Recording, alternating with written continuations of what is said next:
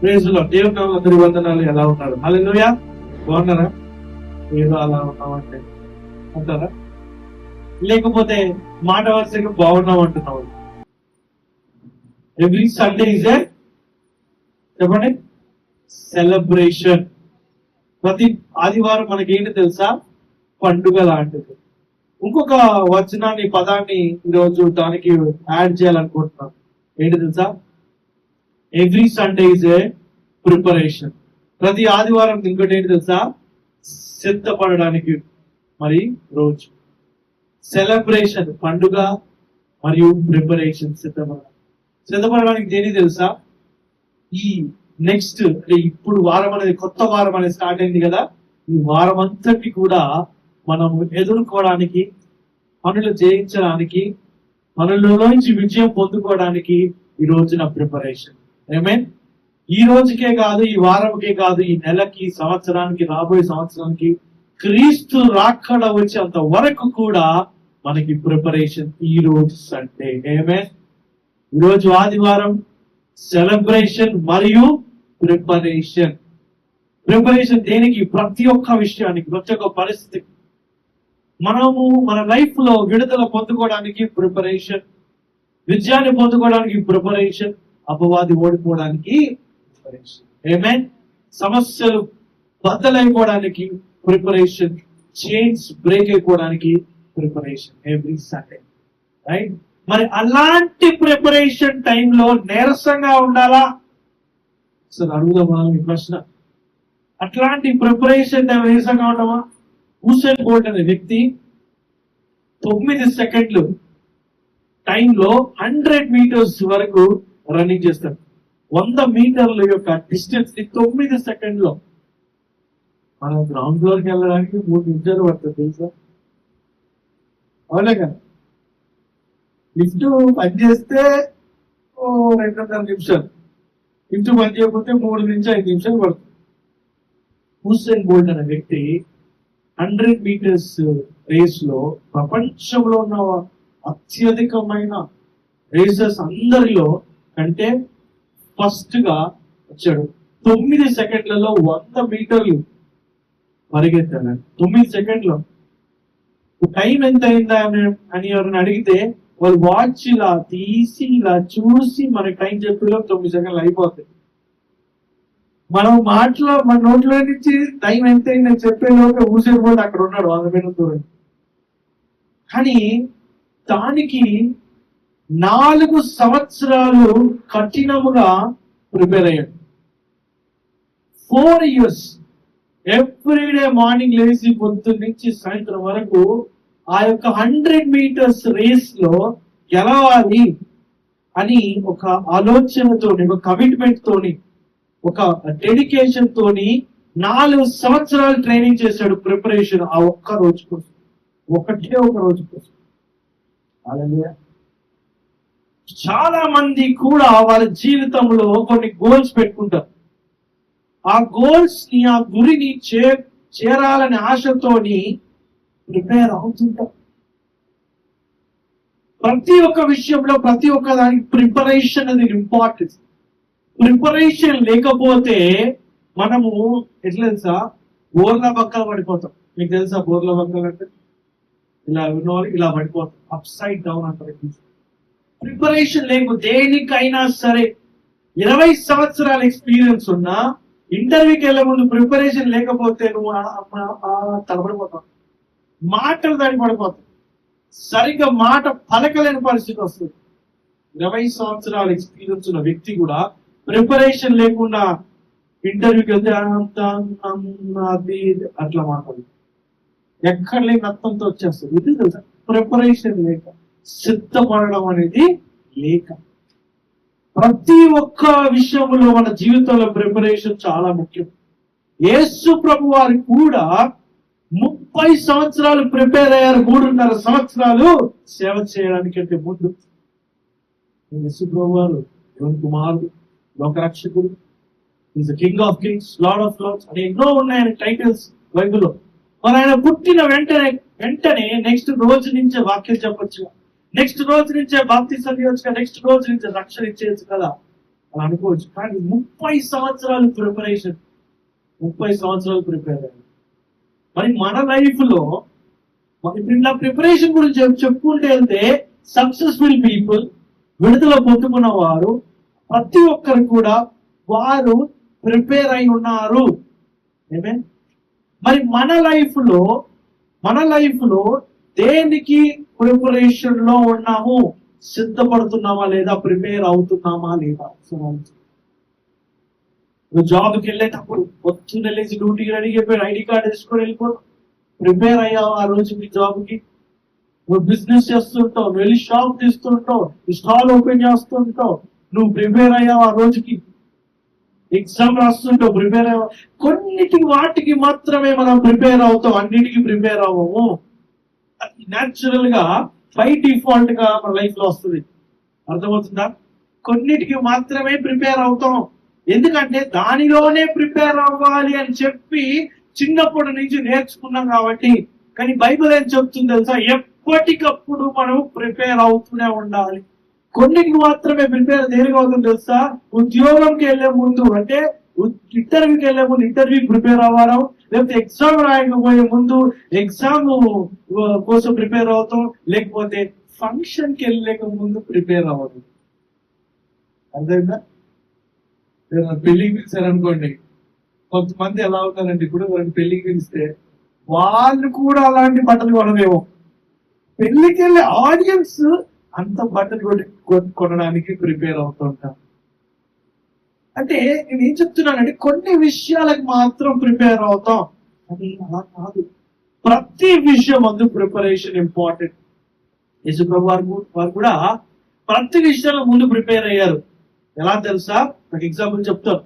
ఆయన వెళ్లే ముందు పరిచయం కానీ ఏదైనా మినిస్ట్రీ యాక్టివిటీకి వెళ్లే ముందు ప్రార్థన చేసి మరి వెళ్ళాడు.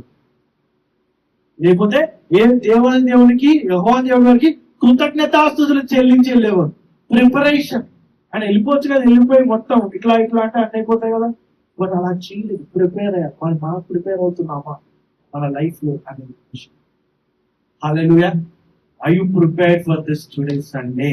ఈ రోజు ఆదివారం కోసం ప్రిపేర్ అయ్యున్నావా? ప్రశ్న చేసుకున్నా. దేవుని సన్నిధిలో రావడానికి ప్రిపేర్ అయ్యావా? లేకపోతే ఇది ఆదివారం కదా మన సండేకి వెళ్ళాలి అన్న చిన్నప్పటి నుంచి తెలుసుకున్న విషయమును బట్టి వచ్చేసామా? చిన్నప్పటి నుంచి కొంతమంది తల్లిదండ్రులు ఆదివారం సండేకి వెళ్ళాల్సిందే అని గ్రౌండ్ రూల్ బండ గుర్తు పెడతారు. ఆ బండ గుర్తు ద్వారా మనం ఆదివారానికి సండే రోజు వస్తున్నామా, లేకపోతే సిద్ధపడి వస్తున్నామా? హల్లెలూయా. నువ్వు ఇక్కడ సిద్ధపడినట్లయితే, సంఘంలో వాక్యము సిద్ధపడినట్లయితే లోకం నందు నువ్వు వెళ్తావు. If you prepare yourself here, you will be able to rule the world. Okay, hallelujah. So we have to prepare. ఈరోజు వాక్యము కూడా ప్రిపరేషన్ కి సంబంధించింది. హల్లెలూయా. మంచి వాక్యం విన్న హోప్ ఇన్ క్రైస్ట్. ఆ హోప్ ఇన్ క్రైస్ట్ ఆ యొక్క కైండ్ ఆఫ్ సినారియో టాపిక్ నుంచి, కాంటెక్స్ట్ నుంచే బ్రిడ్జ్ ఆఫ్ హోప్ అనే పేరు దేవుడు మనకి ఇచ్చింది. హల్లెలూయా. ఒకటి, ప్రిపరేషన్ అనేది చాలా ఇంపార్టెంట్. లేకపోతే మనం ఏమవుతుంది తెలుసా? ఓట్లా పక్కన పడుతుంది. మన లైఫ్ లో ప్రతిదీ కూడా ఒక యుద్ధమే, ప్రతిదీ కూడా ఒక ఫైటే, ఒక వారే. కొంతమందికి పొద్దున్న లేవాలంటే ఫైట్, 10 సార్లు అలారం పెట్టినా కూడా వాళ్ళు లేవలేరు. వాళ్ళకి ఫైటే అది, వాళ్ళకి యుద్ధమే అది. కొంతమందికి రాత్రి సరిగ్గా నిద్ర పట్టదు, వెంటనే నిద్ర పట్టదు, అది వాళ్ళకి ఫైటే. దేవుడు నాకు ఇచ్చిన అనేక గిఫ్ట్లలో ఒక గిఫ్ట్ ఏంటంటే నేను 5 minutes లో నిద్రపోతాను.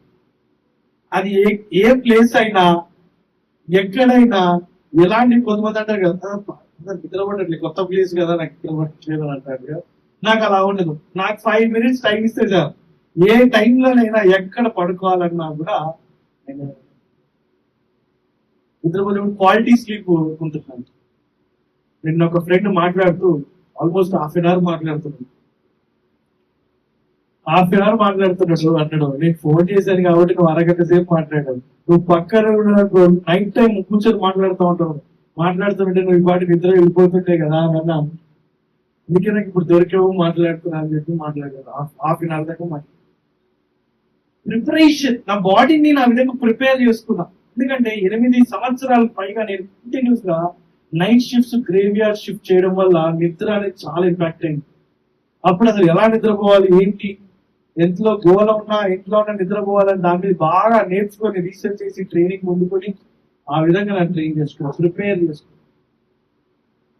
నువ్వు నైట్ షిఫ్ట్ చేస్తున్నా, డే షిఫ్ట్ చేస్తున్నా, ఏది చేస్తున్న పనిలో మనం ప్రిపరేషన్ అనేది చాలు. ప్రిపరేషన్ లేకపోతే మనము ఈ చేసే ఫైట్ లో, ఈ యుద్ధములో, ఈ జీవితం అనే యుద్ధములో అనుకోని పరిస్థితులు చాలా ఎదురవుతాయి. మీరు అనుకున్న పరిస్థితులు ఎదురవడం ఓకే, ఎందుకంటే మీరు అవి అనుకున్నారు కాబట్టి. అనుకోని పరిస్థితులు ఎదురవుతే ఏమవుతుందో తెలుసా, కాళ్ళు ఒడుగుతాయి, మొత్తం షేక్ అయిపోతుంది. నైట్ ఆఫ్ వర్షిప్ రోజు మధ్యాహ్నం 2 గంటలు లిఫ్ట్ పని చేయలేదు, లిటరల్ గా కాళ్ళు షేక్ అవుతున్నాయి. అప్పుడు అనుకోలే, ఎక్స్పెక్ట్ చేయలేదు. మనం ఎక్స్పెక్ట్ చేసింది ఏంటో, ఒకవేళ కరెంట్ పోతుందేమని చెప్పి జనరేటర్ ఏర్పాటు చేసి దానికి డబ్బులు ఇచ్చి జనరేటర్ రెండు తీసుకోవచ్చు, కానీ కరెంటే పోలేదు. అర్థమవుతుందా? కానీ లిఫ్ట్ ప్రాబ్లం కాదు ఇక్కడ. పవర్ వల్ల లిఫ్ట్ అనేది పని చేయకుండా అయిపోయింది. అది ఎవరు ఎక్స్పెక్ట్ చేయదు. కానీ ప్రిపేర్ అయి ఉండాలి. హల్లెలూయా. బైబిల్ అదే చెప్తుంది. దేవుడు మనల్ని కొన్ని పరిస్థితులు, సమస్యలు, ఇబ్బందికరమైన పరిస్థితుల నుంచి ఖచ్చితంగా తీసుకెళ్తాడు. మనం తీసుకెళ్ళినప్పుడు ప్రిపరేషన్ లేకపోతే మనము ఓర్ల భక్తులు పడిపోతాం. హల్లెలూయా. అర్థమవుతుందా? we have to prepare ourselves for everything in our life. మన జీవితంలో ప్రతి దాని కొరకు మనం ఏం చేయాలి తెలుసా? సిద్ధపడాలి, ప్రిపేర్ అవ్వాలి. ప్రతి విషయం చిన్న విషయమే కదా అని అనుకోవద్దు.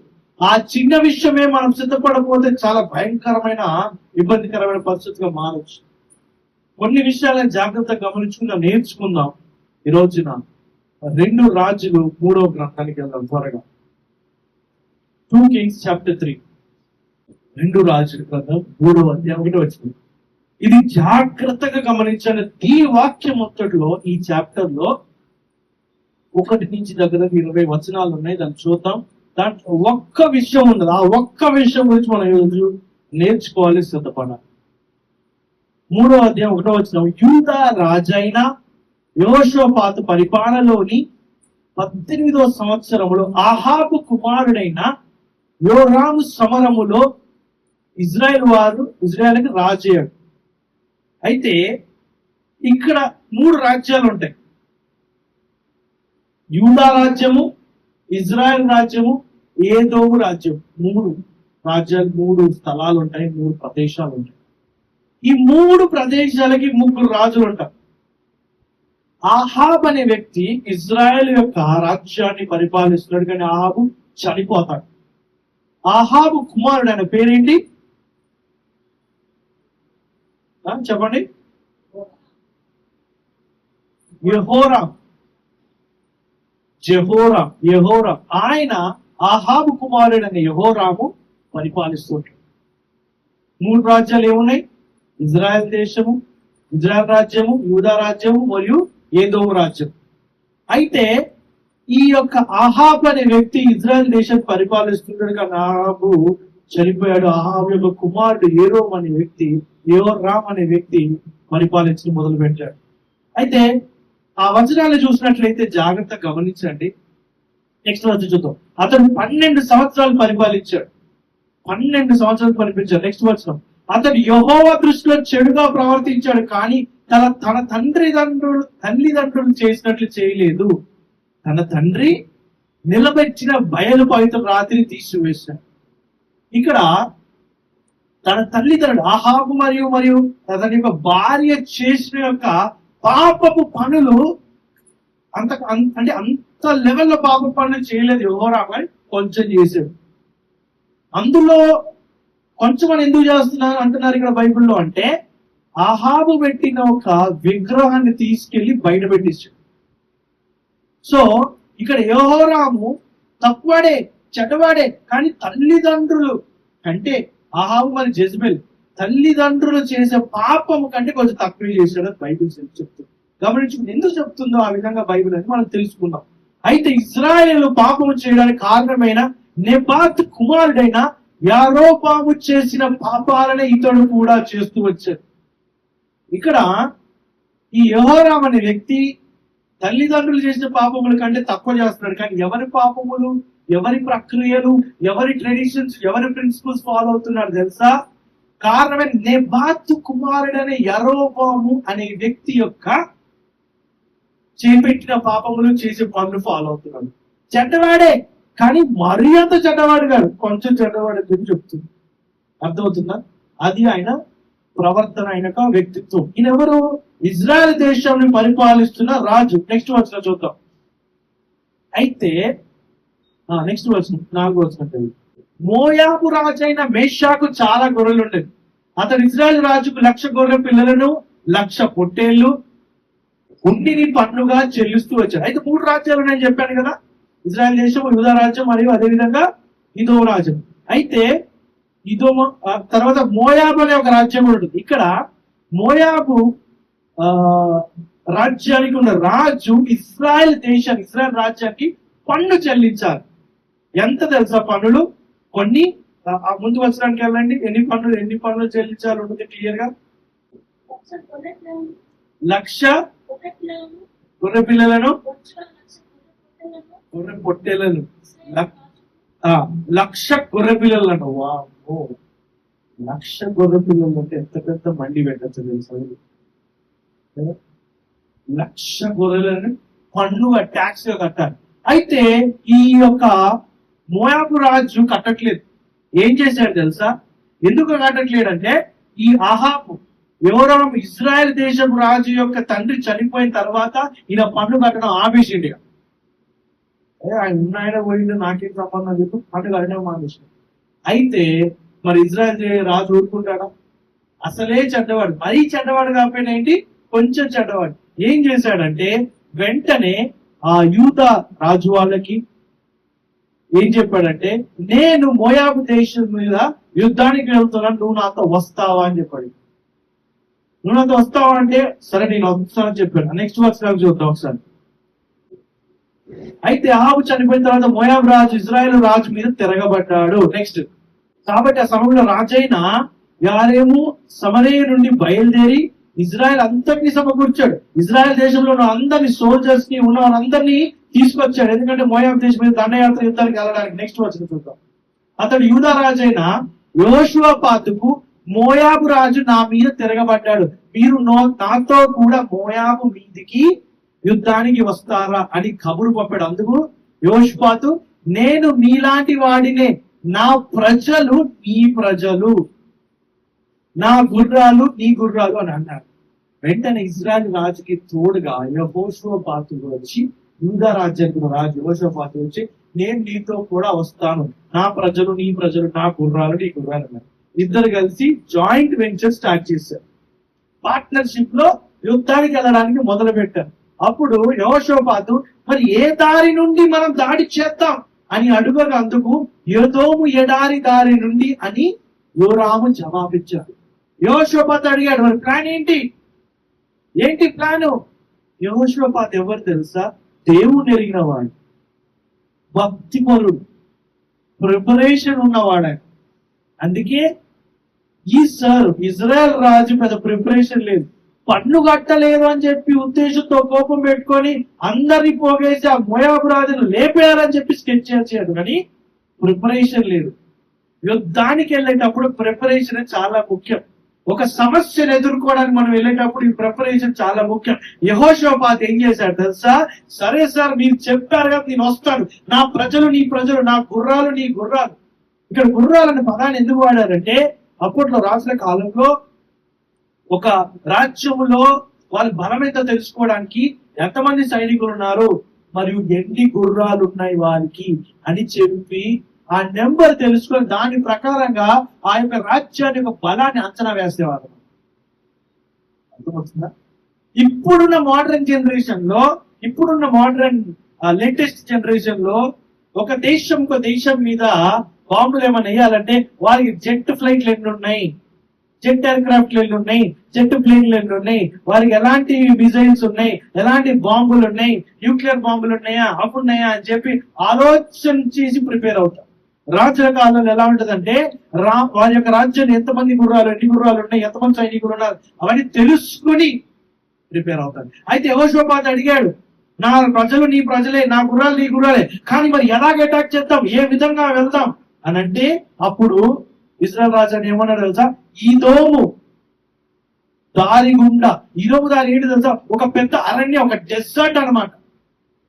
డెజర్ట్ లో ఏముంటుంది చెప్పండి, ఎడారిలో ఏం దొరకదు, నీళ్లు దొరకదు. ఇక్కడ ఏదోము ప్రాంతం నుంచి వెళ్దామని చెప్పింది ఎవరు, ఇశ్రాయేలు రాజు. ఆయన చెప్పాడు కదా అని చెప్పి యెహోషాపాతు మొత్తం సూట్ కేసు అత్తుకొని, బ్యాక్ ప్యాక్లు అన్ని వేసుకొని, ఆయన ల్యాప్టాప్లు, చార్జర్లు, ఎక్స్ట్రా చార్జర్లు అన్ని తీసుకొని వచ్చాడు. ఆయన గుర్రాలు, మనుషులను తీసుకొచ్చాడు. కానీ ఏమైంది తెలుసా, నెక్స్ట్ వర్షకి వెళ్దాం. ఏ దారి నుండి మనం దాడి చేద్దామని అడిగేటందుకు ఏదో ఉన్నారు. కాబట్టి ఇశ్రాయేలు రాజు, యూదా రాజు, ఏదోము రాజు కలిసి బయలుదేరి 7 రోజులు చుట్టూ తిరిగి ప్రయాణించిన వాళ్ళిద్దరంట. ఇక్కడ రాజు అని ఉంది. ఇక్కడ రాజు అని అంటే ఒకటే వాళ్ళిద్దరు కలిసి చేయి పట్టుకొని నడవ కాదు. ఇక్కడ వారితో పాటు వెనక ఉన్న సైన్యం, కొన్ని వేల లక్షల మంది సైన్యం, గుర్రాలు అందరూ కూడా బయలుదేరాలి. బయలుదేరి ఎన్ని రోజులు తిరిగారు? 7 days, 7 రోజులు తిరిగారు.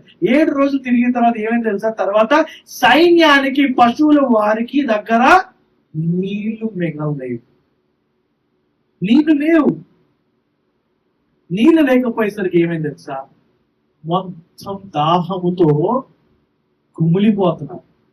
నీళ్లు లేక ఇక వాళ్ళు అర్థమైపోయింది చచ్చిపోతారని చెప్పి. ఆ డెజర్ట్ లో, ఆ అరణ్యంలో ఆ యొక్క నీళ్ళు అనేది లేవు. నీళ్లు లేకపోతే మానవుడు బ్రతుకుతాడా చెప్పండి? ఒక బండి పెట్రోల్ లేకపోతే అది ముందుకెళ్తుందా? అస్సలు ముందుకెళ్ళదు. ఎన్ని లక్షల బండి అయినా సరే దాంట్లో 100 రూపాయలు పెట్రోల్ అయింది, అది ముందుకు వెళ్ళనండి. మానవుని యొక్క శరీరములో కూడా సాలిడ్ ఐటమ్స్, ఆహార పదార్థాలతో పాటు నీరుకి సంబంధించిన పదార్థాలు అంటే వాటర్ అనేది చాలా ముఖ్యం. వాటర్ ని బైబుల్లో దేనికి సాదృశ్యంగా ఉంటుంది తెలుసా? పరిశుద్ధాత్ముడికి, హోలీ స్పిరిట్ కి రిలవెన్స్ గా సాదృశ్యంగా ఉంటుంది. మానవుని యొక్క శరీరంలో వాటర్ అనేది చాలా ఇంపార్టెంట్. అందుకే డాక్టర్స్ చెప్తుంటారు కదా, వాటర్ మంచిగా తాగండి, వాటర్ మంచిగా తాగండి. ఫస్ట్ చెప్తారు ఏంటంటే, మీరు వాటర్ సరిగ్గా తాగట్లేదు అనుకుంటా, బాడీ డిహైడ్రేట్ అయిపోతుంది, హైడ్రేట్ చేయాలని చెప్పి చెప్తుంటారు. వాటర్ అనేది చాలా ఇంపార్టెంట్ రిసోర్స్. వాటర్ ని చాలా జాగ్రత్తగా ఉండాలి. వేస్ట్ చేస్తుంటారు కొంతమంది, చాలా మంది వేస్ట్ చేస్తుంటారు. ట్యాప్ ఓపెన్ చేసిన వెంటనే ఆఫ్ చేయడానికి 2 నిమిషాలు పడుతుంది. బ్రషింగ్ మొదలు పెడతారు, ట్యాప్ ఓపెన్ చేస్తారు, బ్రష్ అయిపోయిన తర్వాత ట్యాప్ పోతారు, ఏమిటో నీళ్ళంతా వేస్ట్ అయిపోతుంది. వాటర్ అనేది చాలా వాల్యుబుల్ రిసోర్స్. ఇన్ని లక్షల సైనికులు, ఇంత మందికి, గుర్రాలకి, వీళ్ళకి ఏమైంది తెలుసా, 7 రోజుల తర్వాత నీళ్ళు అయిపోయింది.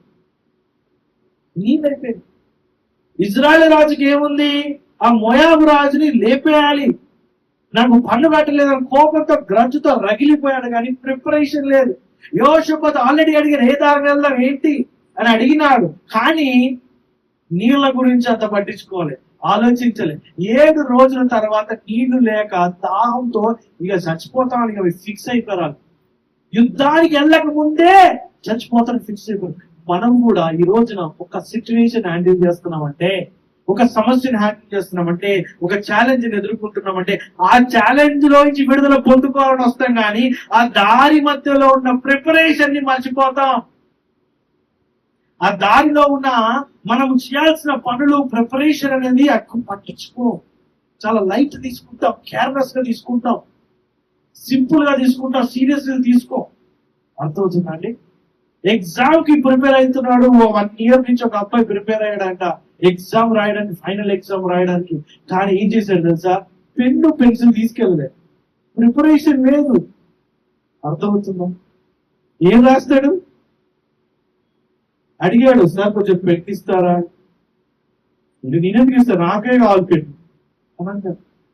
ఎవరో ఒకరు తర్వాత జనరల్ గా ఇస్తారు, అది ఎగ్జామ్ విషయంలో.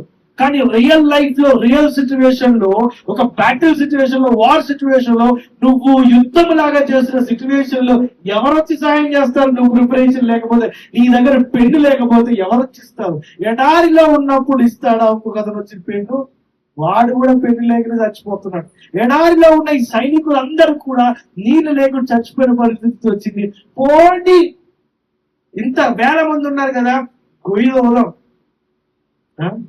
గొయ్యి తోదాం, ఒక గుంట తోదాం, బావి తోదాం, అందులో నీళ్ళు వస్తాయంటే ఛాన్స్ లేదు, ఆప్షన్ లేదు. ఎందుకు ఆప్షన్ లేదు చెప్పండి? అది ఎడారి. ఎడారిలో నీళ్ళు ఉంటాయా? ఉంటది. ఏముంటది? ఇసుక టన్నుల కొత్తుంటది. ఎన్ని లారీలు కావాలన్నా లారీలను వేసుకోవచ్చు, కానీ ఒక్క చుక్క నీరు కూడా. అలాంటి పరిస్థితి మన లైఫ్ లో వస్తే, ప్రిపరేషన్ లేకపోతే ఆ లైఫ్ లో, ఆ సిచ్యువేషన్ లో మనకి మరణమే కానీ విడుదల అనేది ఉండదు. వీళ్ళెవరు? ఎంతో జ్ఞానంతో ఉన్న రాజులు. అలాంటి రాజులు ఏం చేశారు సార్? ప్రిపరేషన్ లేకుండా పోయారు. అప్పుడు ఏమైనా సార్, ఇజ్రాయిల్ రాజైన యోరాము అతడుతో, అయ్యా యెహోవా మోయాబుకు అప్పగించడానికి మన 3 రాజులను నెక్స్ట్ బస్ పిలిచారా అని అన్నాడు. ఇజ్రాయెల్ రాజు ఏమన్నా సార్, మన 3 రాజులను యెహోవా మనల్ని చంపడానికి తీసుకొచ్చారా ఎడారికి? యెహోవా దేవుడు మన 3 రాజులని తీసుకొచ్చి ఇక్కడ చంపడానికి తీసుకొచ్చాడంట. కానీ యెహోషాపాతు ఏమన్నాడు సార్? నెక్స్ట్ వస్తుంది. అయితే యెహోషాపాతు యెహోవా దగ్గర విచారించడానికి ఇక్కడ యెహోవా ప్రవక్తలు ఎవరు లేరా? అంటే యెహోవా దేవుడితో మాట్లాడటానికి, విచారించడానికి అని ఒక ఆలోచన. 2 వ్యక్తుల యొక్క ఆలోచన విధానం చూడండి.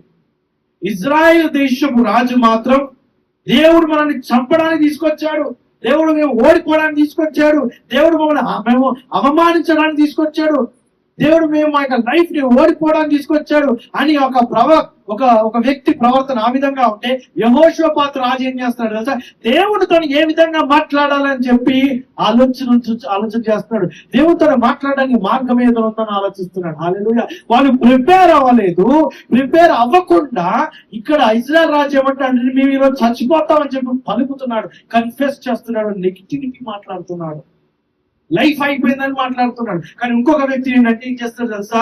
నెగిటివ్ గా మాట్లాడలేదు, చచ్చిపోతాను మాట్లాడలేదు, కానీ దేవుడితో ఏ విధంగా మాట్లాడాలి, ఏ నెంబర్ డైల్ చేస్తే డైరెక్ట్ గా ట్రంక్ కాల్ వెళ్తాడు దేవుడికి అని చెప్పి ఆలోచిస్తున్నాడు యెహోషాపాతు. హల్లెలూయా. ఇజ్రాయెల్ ప్రజల యొక్క ప్రవర్తన మొదటి నుంచి అదే. ఎలా ఉంటుంది తెలుసా వాళ్ళ ప్రవర్తన? దేవుడి దగ్గర నుంచి ఆ యొక్క అద్భుత కార్యం పొందుకుంటారు, పొద్దున పొందుకొని మధ్యాహ్నం మర్చిపోతారు, మళ్ళీ సాయంత్రానికి వచ్చి ఫ్యామిలీ ప్రేయర్ చేస్తారు. మన మధ్యాహ్నం అనేక సందర్భాల్లో దేవుడి దగ్గర నుంచి అద్భుత కార్యం తీసుకుని, దేవుడి దగ్గర నుంచి విడుదల పొందుకున్న తర్వాత వాళ్ళు ఏం చేస్తారు తెలుసా? దేవుడిని మర్చిపోతారు.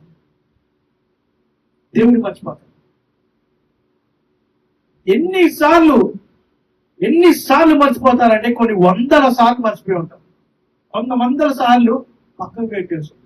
కానీ యెహోషాపాతు యొక్క రాజు, ఆయన యొక్క వ్యక్తిత్వం, క్యారెక్టర్, ఆ యొక్క బిహేవియర్ ఏం తెలుసా?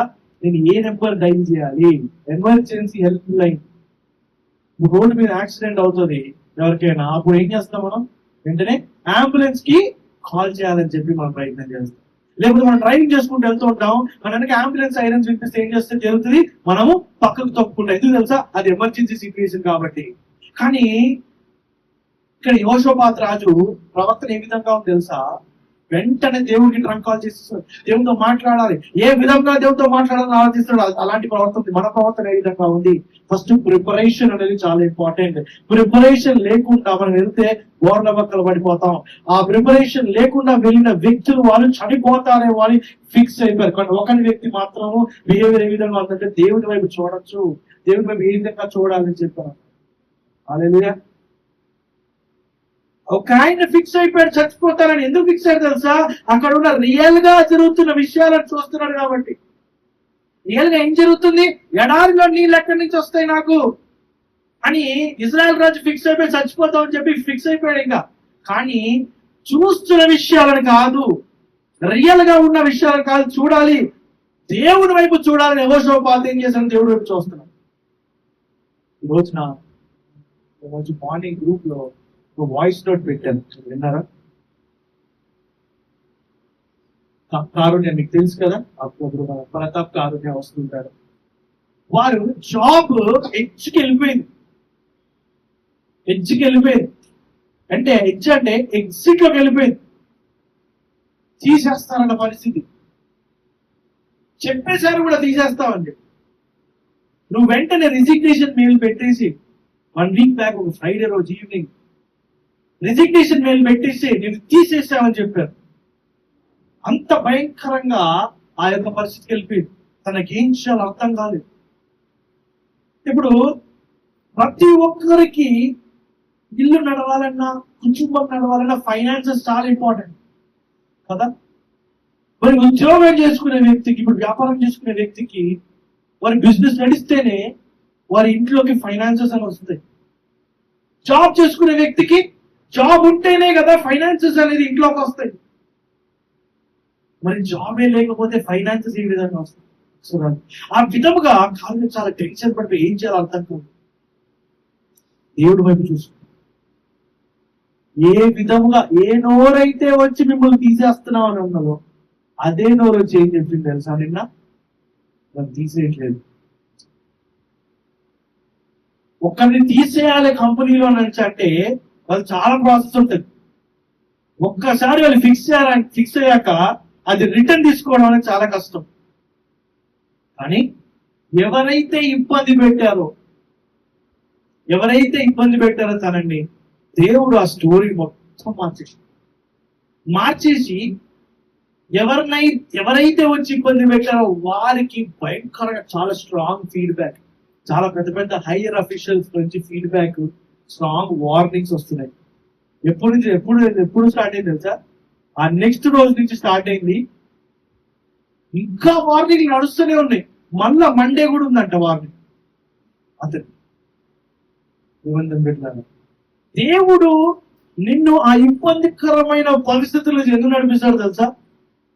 అపవాదిని తీసేయడానికి, ఆ ఇబ్బందికరమైన పరిస్థితిని తీసేయడానికి.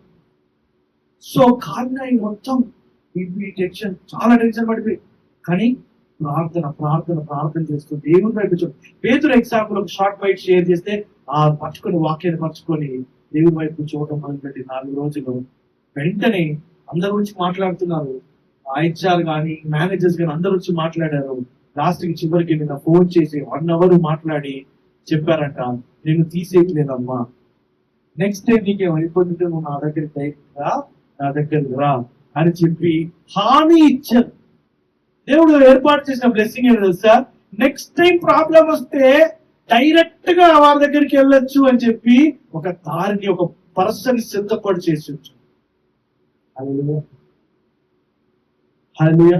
సో ప్రేయర్ లో ప్రిపేర్ అయింది, తను ప్రార్థనలో ప్రిపేర్ అయింది.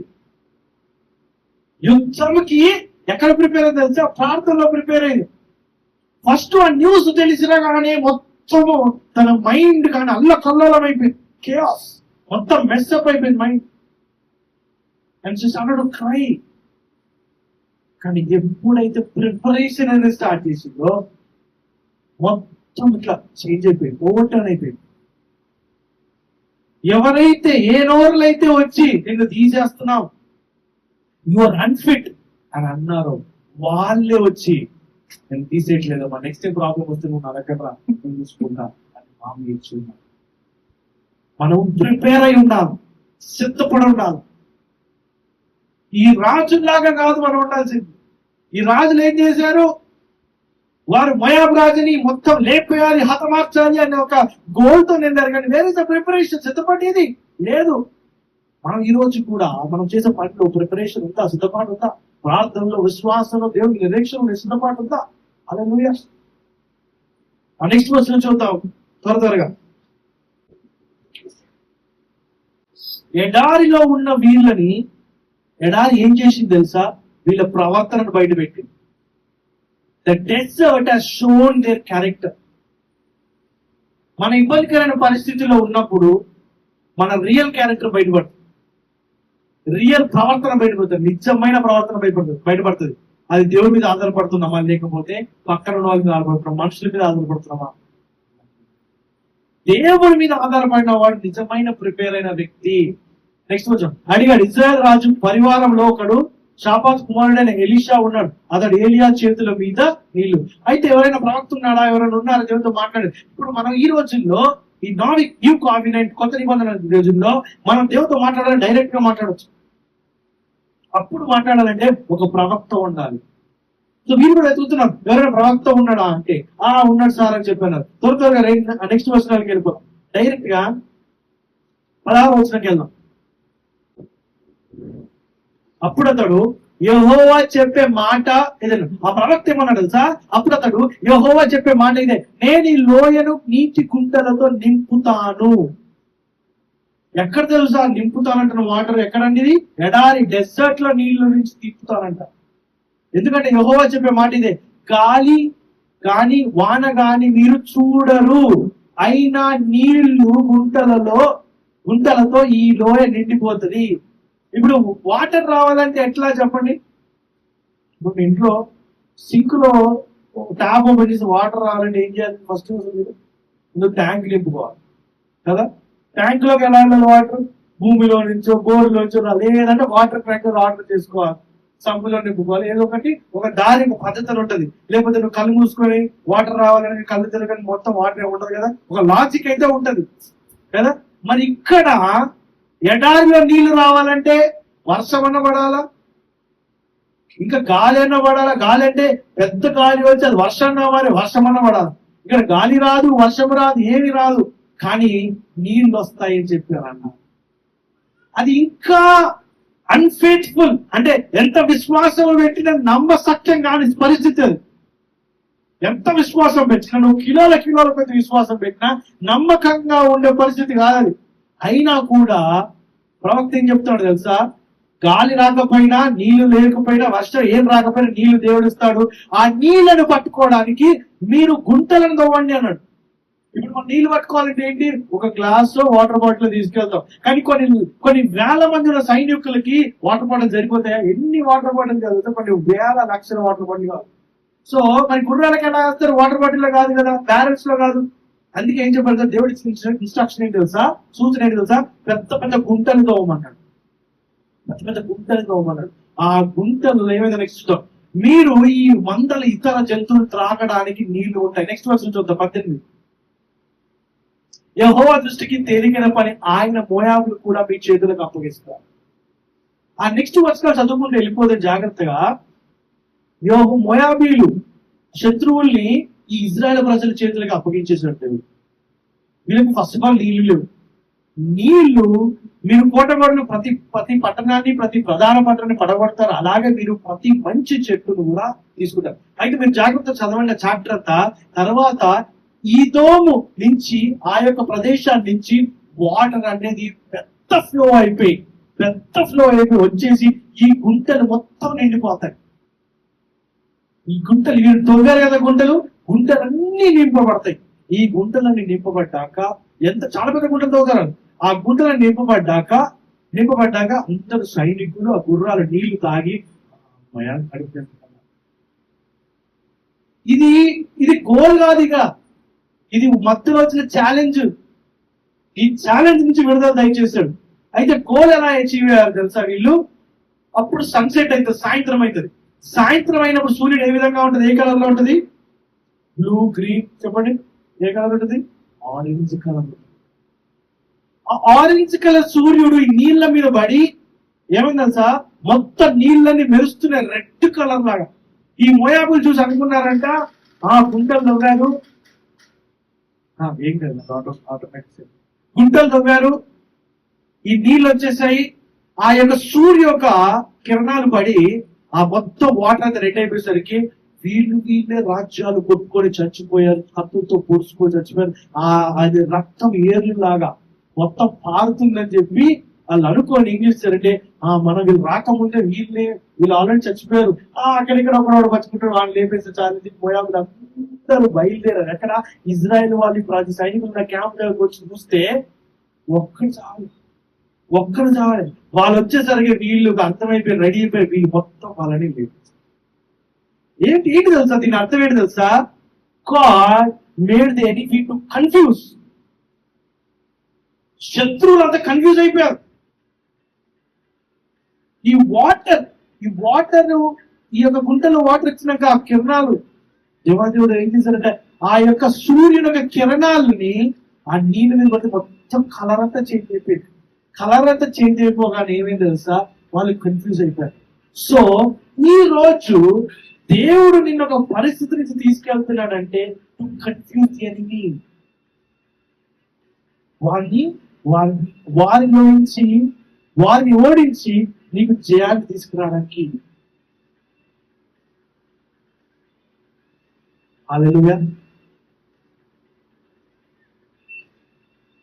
దేవుడు వర్షం లేకుండానే గుంటలను నింపుతాడు.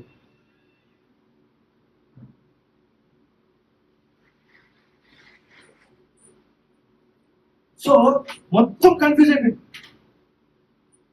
ఈ కన్ఫ్యూజన్ ఇక్కడ దేవుడు ప్రిపేర్ అయి ఉన్నాడు ఆల్రెడీ, కానీ రాజులు ప్రిపేర్ కావాలి. ఏమంటున్నారు, వర్షము రాకముందే వారు గుంతలను తవ్వాల్సిన పరిస్థితికి వచ్చింది. ఎందుకు గుంతలు తవ్వారంటే ఎందుకు దేవుడు గుంతలు తవ్వమన్నారు సార్? మరి ఈ గుంతలు లేకుండా వర్షం పడిపోతే ఆ గుంతలలో నీళ్లు పడితే ఉంటాయి కొంచెం సేపు. గుంతలు లేకుండా వర్షం పడిపోతే నీళ్ళంతా ఇంకిపోతాయి, ఎటు పడితే అడిపోతాయి, తాగడానికి కూడా లేదు. సో దేవుడు వాళ్ళకి డైరెక్ట్ గా వర్షాన్ని నీళ్ళు ఇవ్వలేదు, కానీ వాళ్ళని ప్రిపేర్ చేశారు, వాళ్ళని సిద్ధపడేటట్టుగా చేశారు. హల్లెలూయా. ఈ రోజున మనం నేర్చుకోవాల్సింది ఏంటి తెలుసా? ఏ పరిస్థితి అయినా సరే, ఏ ఇబ్బందికరమైన పరిస్థితి అయినా సరే, ఏ ఛాలెంజ్ అయినా సరే ఎదుర్కోవడానికి మనకు ఎదుర్కోవాలన్న ఆలోచన ఉంటే దానికి కావాల్సింది ఏంటి తెలుసా? ప్రిపరేషన్, సిద్ధపడడం. అయ్యో దేవుడు ప్రార్థన చేస్తున్నాను కదా, నేను విశ్వాసంతో ఉంటున్నాను కదా, ఫాస్టింగ్ ప్రేయర్ ఉంటున్నాను కదా. యెహోషువపాతు రాజు కూడా భక్తిపరుడే, కానీ ఎక్కడి తీసుకురాబడ్డాడు? చనిపోయే పరిస్థితికి తీసుకురాబడ్డాడు. మనం ప్రార్థన చేస్తున్నామని, విశ్వాసంతో ఉన్నామని, ఫాస్టింగ్ ప్రేయర్ ఉంటున్నామని చెప్పి, బైబిల్ వాక్యం రెగ్యులర్ గా ధ్యానం చేస్తున్నామని చెప్పి మనకి సమస్యలు రావు అని గ్యారంటీ లేదు. మనకి దేవుడు ఆ సమస్యలో ఎందుకు తీసుకెళ్తాడంటే మనని తీర్చిదిద్దడానికి, మనని రిఫైన్ చేయడానికి, మనని మెరుగుపరచడానికి, ఇంకొక దాన్ని సిద్ధపరచడానికి, మనని తీర్చిదిద్దడానికి. యెహోషువపాతు రాజు భక్తిపరుడే, కానీ భక్తులు ఎందుకు నడిపించాడంటే దేవుడు ఆయన తీర్చిదిద్దడానికి. ఇంకోటి ఆ సమస్య, ఎడారిలో ఉన్న వారి యొక్క ప్రవర్తన తీసుకొచ్చింది బయటికి. మన జీవితంలో కూడా మన సమస్య మన ప్రవర్తన బయటికి తీసుకొస్తుంది. దేవుడి ప్రజలు కూడా సమస్యను ఎదుర్కొంటారు. చిన్నప్పటి నుంచి ఒక మాట వింటా ఉంటారు, యేసు ప్రభుని నమ్ముకుంటే శ్రమలు ఎక్కువ వస్తాయంటే అని మాట కామన్ గా ఉంటది. అయ్యో నువ్వు యేసు ప్రభుని ఇష్టపడుతున్నావు, యేసు ప్రభు ప్రార్థన చేస్తున్నావు, నీకు సమస్యలు చాలా ఉంది. అది మన అపోహ, మన పర్సెప్షన్, మన ఆలోచన. అది యేసు ప్రభువుని నమ్ముకున్నా నమ్ముకోకపోయినా సమస్యలు ఖచ్చితంగా వస్తాయి. బైబిల్లో చాలా ఎగ్జాంపుల్స్ ఉన్నాయి. ఇప్పుడు చూస్తే మన ఎగ్జాంపుల్లో యెహోషువపాతు రాజు ఎంత భక్తిపరుడైనా ఏమొచ్చింది? పెద్ద భయంకరమైన సమస్య వచ్చింది, చనిపోయే పరిస్థితికి వచ్చింది. కొన్ని వేల మంది సైనికులు తోడుగా ఉన్నా కూడా ఎవరు సహాయం చేయలేని పరిస్థితికి వచ్చింది. కానీ నెక్స్ట్ ప్రవర్తన ఏ విధంగా ఉంది? వెంటనే దేవుడి మీద ఆధారపడాడు. ఇజ్రాయెల్ రాజు మాత్రం దేవుడి మీద ఆధారపడలేదు, చచ్చిపోతాను ఫిక్స్ అయిపోయాడు. మనము కూడా ఆ ఇబ్బందికరమైన పరిస్థితులు ఓడిపోతామని ఫిక్స్ అవుతున్నామా, లేకపోతే దేవుని వైపు చూసి దేవుడు ఏ విధంగా మాట్లాడాలని చెప్పి ఒక మార్గాన్ని కోసం వెతకడానికి ప్రయత్నిస్తున్నామా? హల్లెలూయా. ఇప్పుడు మనం ఈ బల్బు ఉంది కదా, ఈ బల్బు కనిపెట్టిన వ్యక్తి మీరు పేరు తెలుసా? థామస్. పూర్తి పేరు థామస్ ఎల్వా ఎడిసన్. చాలా ఆయన స్టోరీ కానీ బయోగ్రఫీ కానీ చాలా చోట్ల పుస్తకాలు, ఆయన గురించి రాసిన పుస్తకాలు చదివినట్లే చాలా మంది ఏం చెప్పారంటే బల్బును కనిపెట్టడానికే 1000 సార్లు ప్రయత్నించాడు ఆయన, 1000 times. యాక్చువల్ ఆయన స్కూల్ నుంచి పంపించేశారు. ఆయన నవ్వుతుందని చెప్పి కొంచెం మెంటల్ గా డిస్టర్బ్ గా ఉంటాడు, సరిగా ఉండడని చెప్పి స్కూల్లో తీసుకోలేను. తల్లి బిడ్డని కూర్చోబెట్టి స్కూల్లో నేర్పించాల్సిన పాఠాలు బిడ్డని ఇంట్లో కూర్చోబెట్టి పక్కన కూర్చోబెట్టి నేర్పించింది. ఆ విధంగా నేర్చుకున్న విషయాలని తను ప్రిపేర్ అయ్యి సిద్ధపడి ముందుకు వచ్చాడు. దేని గురించి? బల్బును కనిపెట్టడానికి. మరి బల్బును కనిపెట్టడానికి వెంటనే కనిపెట్టాడు కాదు, 1000 times 1000 సార్లు ప్రయత్నం చేశాడు. ఆ 1000 సార్లు ప్రయత్నం ఏంటి తెలుసా?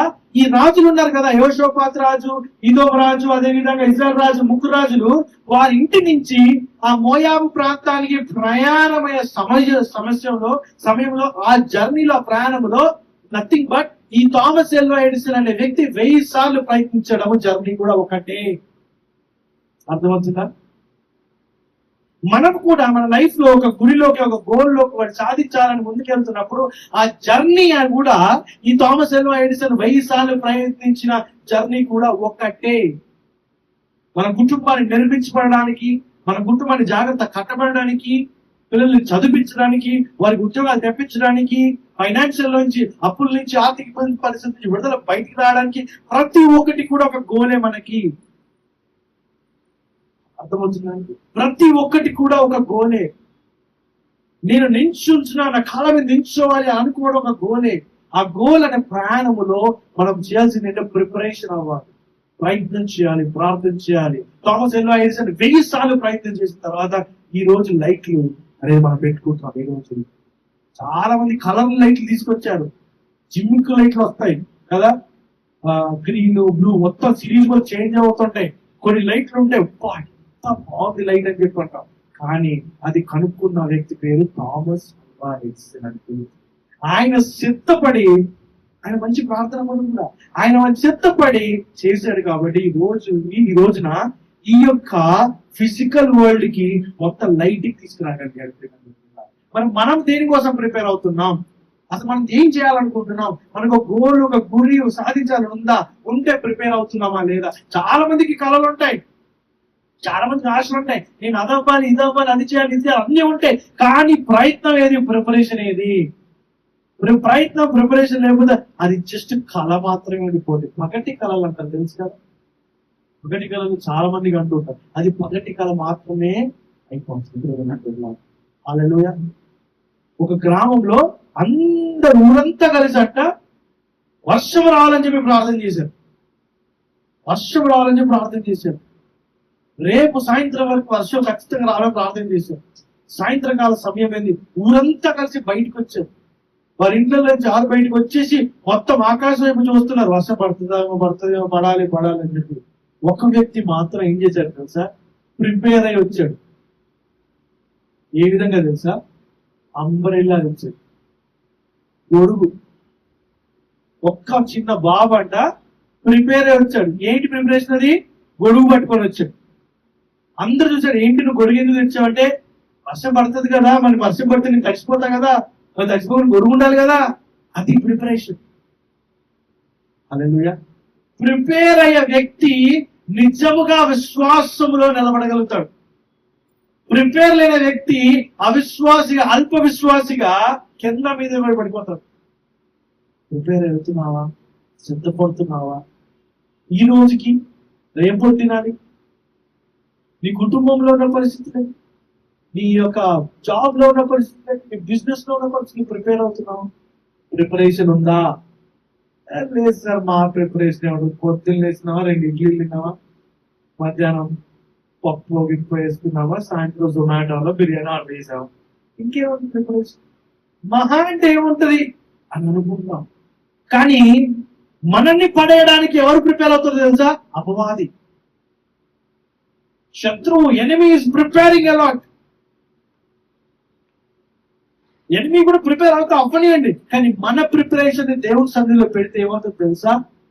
అపవాది మొత్తం కన్ఫ్యూజ్ అయిపోతుంది. మోయాబీలు ఏ విధంగా అయితే కన్ఫ్యూజ్ అయిపోయారో, ఆ ఎరుపు కలర్ చూసుకొని, ఎరుపు రంగును చూసుకొని అమ్మాయి రక్తం అని చెప్పి కన్ఫ్యూజ్ అయిపోయారు. ప్రిపరేషన్ ఉందా?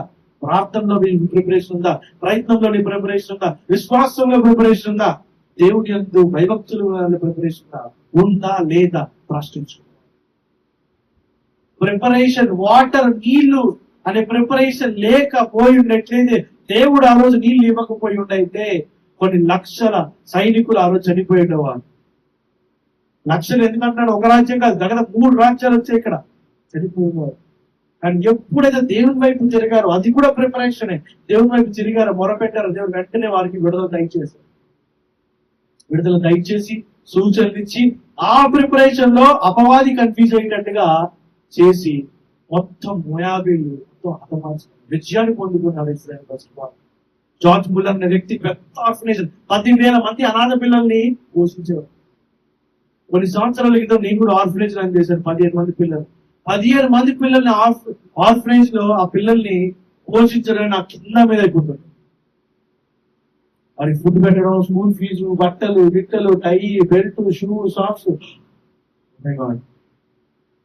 కానీ జార్జ్ మిల్లర్ అనే వ్యక్తి 10,000 మంది అనాథ పిల్లల్ని పోషించేవాడు. ఏ రోజుకి ఆ రోజు ఫుడ్ కోసం ప్రిపరేషనే, ప్రార్థన ద్వారా. ఒక రోజు అయితే ఫుడ్ అయిపోయింది, బియ్యం అయిపోయింది, ఏమి లేవు కిచెన్ లో. వంట చేసే వ్యక్తి షెఫ్ వచ్చి, కుక్ వచ్చి అడుగుతాడు, సార్ మొత్తం అయిపోయినాయి, పిల్లలు ఇప్పుడు స్కూల్ నుంచి మెస్కి వస్తారు, మధ్యాహ్నం భోజనానికి, లంచ్ కి, మరి ఫుడ్ లేదు, బియ్యం లేవు, ఏం చేస్తాం అంటే ప్రార్థన చేద్దాం అన్నారు.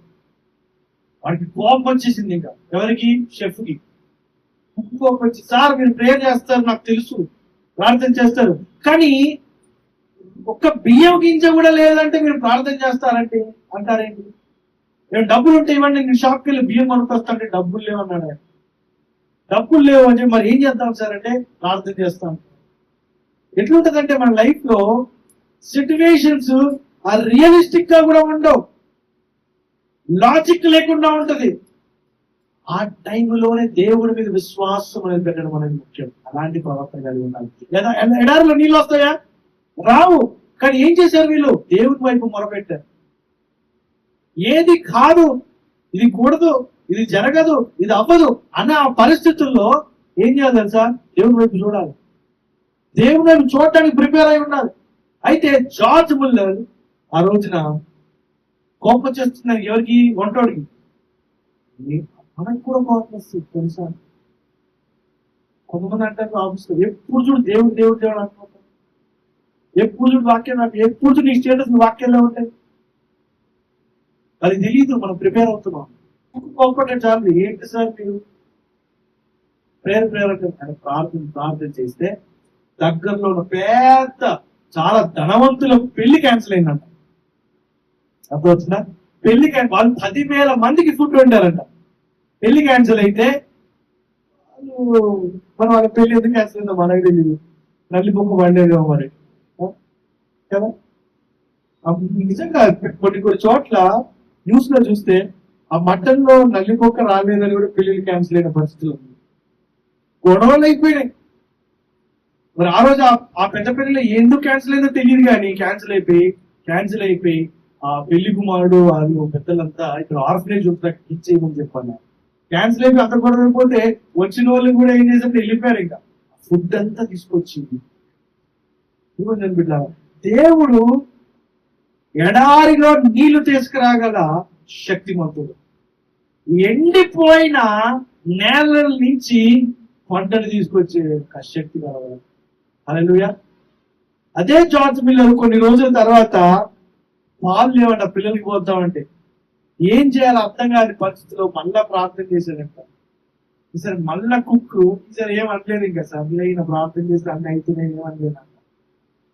వెంటనే 1 గంట 2 గంటల తర్వాత ఆ యొక్క అనాథాశ్రమం బయట పెద్ద పాలాలు తీసుకెళ్లి ఎడ్ల బండి, కొన్ని చాలా పెద్ద పాలాలు తీసుకుని ఎడ్ల బండి వచ్చి అక్కడే ఆ యొక్క ఎడ్ల బండి యొక్క టైరు, తెలుగులో ఏమంటారు, గిరక, చక్రం, దాని నట్టు ఉండిపోయి కింద పడిపోయింది. సో ఆ యొక్క ఎడ్ల బండి ఓనర్ ఏం చేయాలి అర్థం కాక, పాలు కూడా వేస్ట్ అయిపోతాయి, కొన్ని గంటల టైం పడుతుంది రిపేర్ చేయాలంటే, ఎట్లయినా పగిలిపోతాయో అని చెప్పి పాలన్నీ తీసుకెళ్లి ఎదురుకున్న హాస్పిటల్.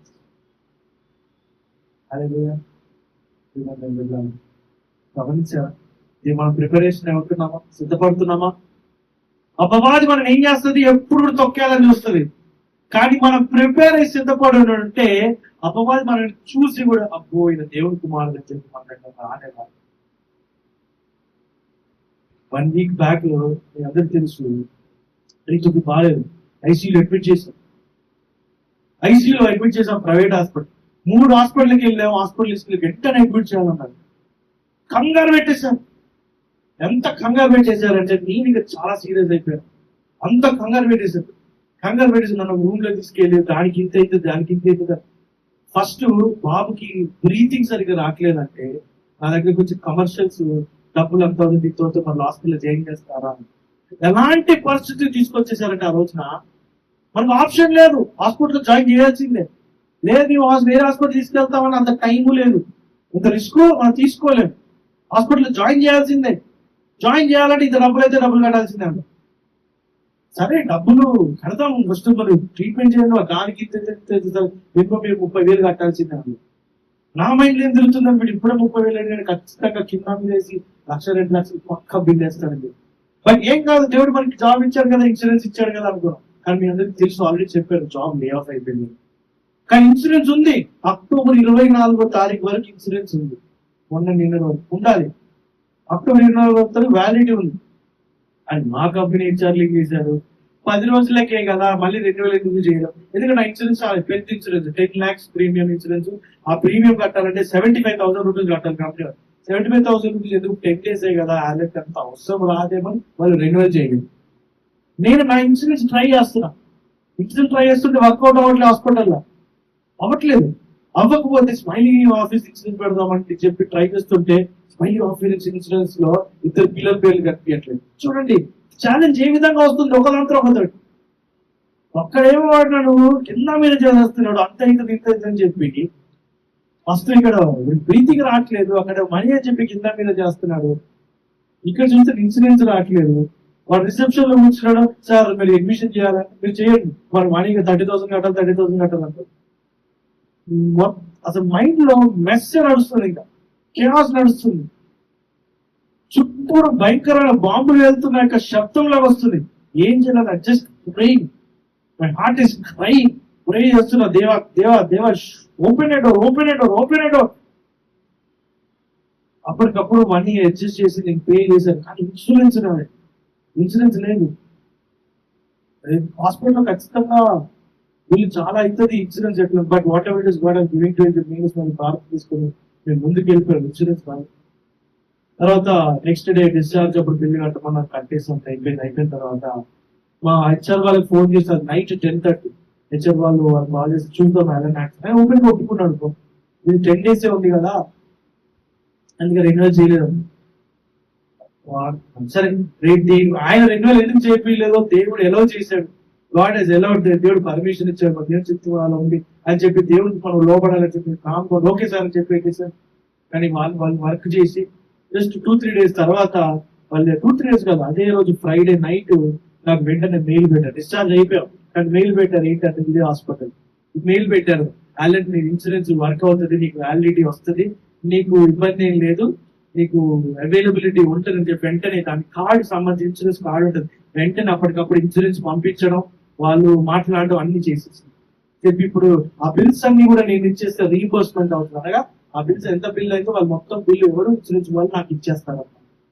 అదే ప్రిపరేషన్ ఉండే కానీ ఆ ప్రిపరేషన్ కూడా కింద మీద అయిపోయింది.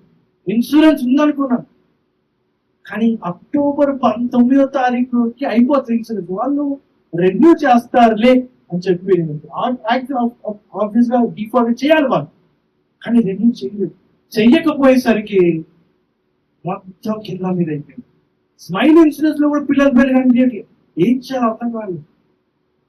మైండ్ లో నడుస్తున్నాయి ఆలోచనలు. బట్ దేవుడు ప్రార్థన చేస్తూ మొరపెడుతూ ముందుకు వెళ్తే ఏ విధంగా అయితే ఎడారిలో నీళ్లు పంపించాడో ఆ విధంగా దేవుడు ఒక ఆలోచన మనుషులతో. హల్లెలూయా. సో వర్షము లేకపోయినా కూడా దేవుడు ఏం చెప్తాడు అంటే గుంతలు తవ్వండి అంటాడు. ప్రిపరేషన్ మనము సిద్ధపడి ఉండాలి. ఆ ఎడారిలో దేవుడు నడిపిస్తాడు, ఇబ్బందికర పరిస్థితి నడిపిస్తాడు. కానీ ఏంటి తెలుసా, మనల్ని విడుదల పొందుపడాలి, మనల్ని విడుదల దయచేది, విమోచనాన్ని దయచేది, డెలివరెన్స్ దయచేయడానికి దేవుడు నడిపిస్తాడు. ఇజ్రాయెల్ ప్రజలు వాళ్ళు ఐగుప్తు దేశం, ఈజిప్ట్ దేశం నుంచి విడుదల పొందుకున్న బానిసత్వం నుంచి బయటకు వచ్చిన తర్వాత వాళ్ళు ఏ పరిస్థితికి వచ్చారంటే తెలుసా, ముందు చూస్తేనే వెనక పోయిలాగా, ముందు చూస్తే ఎర్ర సముద్రం, వెనక చూస్తేనే ఫారో మరియు సైనికులు. కొన్ని లెఫ్ట్ కి రైట్ కి వెళ్దామంటే పెద్ద పర్వతాలు ఉంటాయి. ఆ పర్వతాలు ఎక్కలేని పరిస్థితి, చాలా షార్ప్ గా కాలు పెడితే కాలులోకి తిరిగిపోయేది, రాళ్ళు కంటే ఎక్కలేని పరిస్థితి ఉంటాయి. ఆ రోజు అంటారు, ఎవరి పైకి తిరిగి మోస తిరిగి అంటారు, అక్కడ ఉన్న కొంచెం తింటన్న తిరుగుతుంటే నువ్వు ఇక్కడ తీసుకొచ్చి వాళ్ళని చంపేయడానికి తీసుకొచ్చావా అని చెప్పి అంటాడు. కానీ అప్పుడు మోసే దేవుడు మొరపెట్టాడు. దేవుడు ఏం చేశారు తెలుసా? మొత్తం ఎర్ర సముద్రం 2 పాయలు చీల్చి కొన్ని లక్షల మంది, 2 నుంచి 2 to 3 మిలియన్, అనగా దగ్గర దగ్గర 20 నుంచి 30 లక్షల మంది ఆయన నేల మీద నడుచుకుని వాళ్ళు బయటకు వచ్చారు. మరి దాని తర్వాత ఏమైంది? వాళ్ళు నడిచిన తర్వాత మొత్తం సముద్రంలో 2 పాయలుగా చీయబడి సముద్రం మన దగ్గరకు వచ్చేసరికి ఏమైంది? ఫారో వారి సైనికులు అందరూ కూడా ఆ నీళ్ళలో చనిపోయారు. ఇప్పటికీ కూడా ఫారో యొక్క గుర్రపు యొక్క రథాలు, ఆ చారియట్స్ కి బోన్స్ ఇప్పటికీ కూడా రెడ్ సీ లో ఉన్న అనేక ప్రూఫ్స్ హిస్టారికల్ చూడడానికి బయట ఉన్నాయి కూడా. మరి ఆ రోజు ఇజ్రాయెల్ ప్రజలు ఎందుకు నడిపించారు ఆ దారి మార్గాన అంటే, దేవుడు ఎందుకు నడిపించారంటే ఫారో మరి సైన్యాన్ని లేపాడు. ఈ రోజున మన జీవితంలో ఇబ్బందికరమైన దేవుడు ఎందుకు నడిపిస్తున్నారంటే మనల్ని తీర్చిదిద్దడానికి, మనల్ని బలపరచడానికి, అదే విధంగా మన అపవాది ఎవరైతే ఉన్నారో వారు ఓడిపోవడానికి. హల్లెలూయా. దానికి ఏం చేయాలి? ప్రాసెస్ అంతా అవ్వాలంటే మనం ఏం చేయాలి? ప్రిపేర్ అయి ఉండాలి. హల్లెలూయా. ప్రిపరేషన్ అనేది చాలా ముఖ్యం. అయి ప్రిపేర్డ్. ఈ రోజున సిద్ధపడుతున్నామా? ప్రార్థన ద్వారా సిద్ధపడుతున్నాం, వాక్యం ద్వారా సిద్ధపడుతున్నాం, దేవుడి సన్నిధిలో సిద్ధపడుతున్నాం, సంఘములో సిద్ధపడుతున్నాం, కుటుంబం కనబడడానికి సిద్ధపడుతున్నాం, జాబ్ నిలబడడానికి సిద్ధపడుతున్నాం. ప్రతి దానికి సిద్ధపడడం అవసరం. లేకపోతే ఏమవుతుందో తెలుసా? యెహోషువపాతు ఆ ఇంకొక రాజు, 3 రాజులు ఏదైతే నీళ్లు లేకుండా వెళ్ళిపోయి చనిపోయే పరిస్థితి వరకు వెళ్ళిపోతుందో ఆ విధంగా మనం ఓడిపోయే పరిస్థితిలోకి వెళ్ళిపోతుంది. హల్లెలూయా, హల్లెలూయా. ఒకసారి లేచి నిల్చొని దేవుణ్ణి మనం తలుచుకుంటూ ఒకసారి సిద్ధపడదామా? అందరం కళ్ళు మూసుకొని కళ్ళలోంచి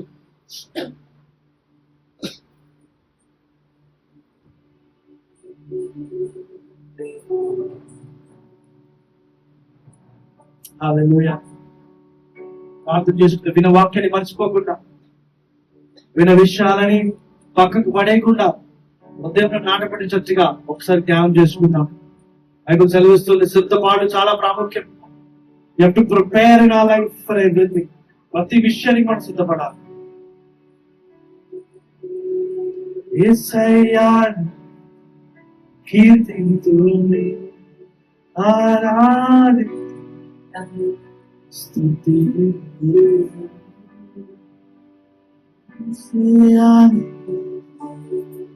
సేవింతుని ఆరాధింతుని. తండ్రి యేసయ్యా